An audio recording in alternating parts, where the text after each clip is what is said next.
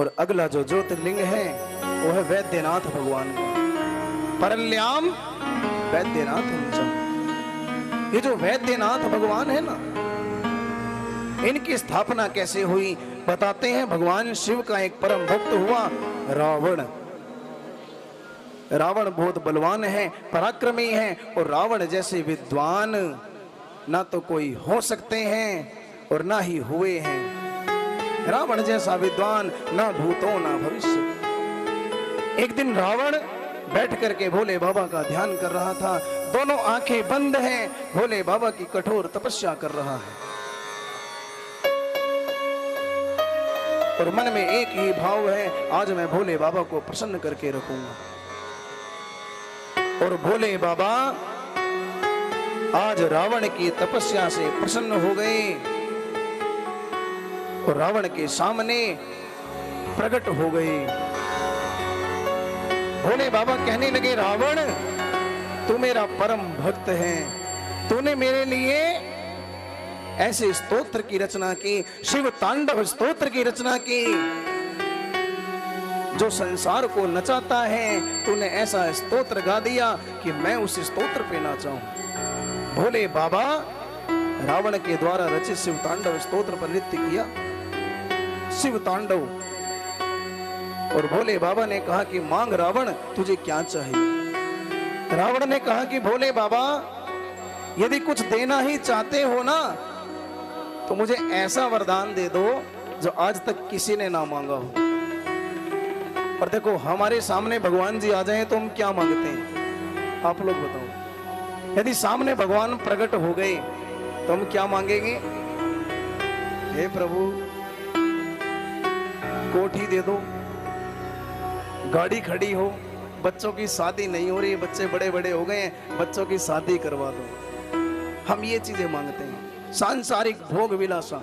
लेकिन रावण ने क्या कहा कि हे प्रभु यदि कुछ देना चाहते हो ना तो आप स्वयं मेरे बन जाओ, मुझे अपना शिवलिंग प्रदान करो, अपना आत्मलिंग दे दो। भोले बाबा ने कहा तथास्तु।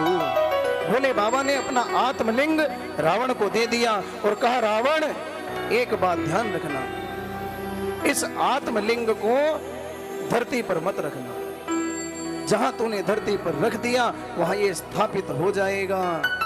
अब रावण भगवान शिव का आत्मलिंग लेकर चलने लगा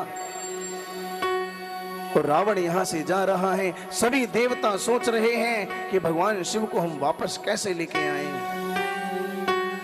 अगर भगवान शिव रावण के साथ लंका में चले गए तो कैलाश पर्वत पर कौन रहेगा, माता पार्वती किसके साथ रहेगी। तो सभी देवता भगवान गणेश जी की शरण में गए कि हे गणपति आप सबके विघ्न हरते हो, आज हमारे भी विघ्न हर लो। रावण आत्मलिंग लेकर के जा रहा है, हमारे विघ्नों को हरो। और कहते हैं रावण जब आत्मलिंग लेकर जा रहा था ना तो रावण को लघु शंका लग गई।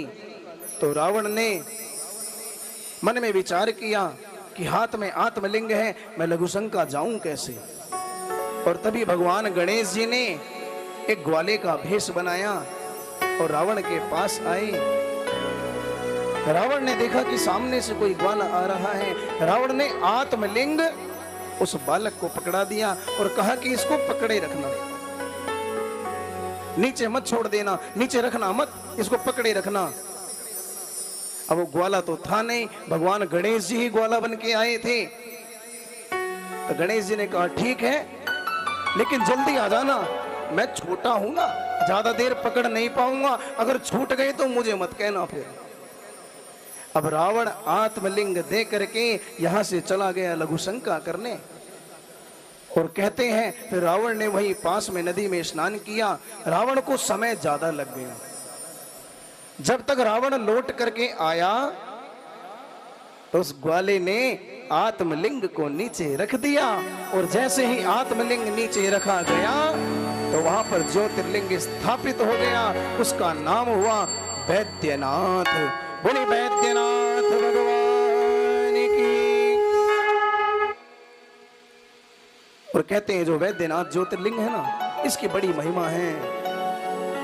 वैद्यनाथ ज्योतिर्लिंग में जो भगवान के दर्शन कर लेते हैं, वो यदि निर्धन भी हों, यदि दरिद्र भी हों, तो धनवान हो जाते हैं। भगवान शिव की विशेष कृपा होती है। जब रावण ने देखा कि आत्मलिंग को स्थापित कर दिया गया, तो रावण ने अपने सीधे हाथ का अंगूठा उस शिवलिंग के ऊपर लगाया और ज्योतिर्लिंग को अंदर कर दिया। यदि भोले बाबा मेरे साथ नहीं जाएंगे तो किसी के भी साथ नहीं जाएंगे।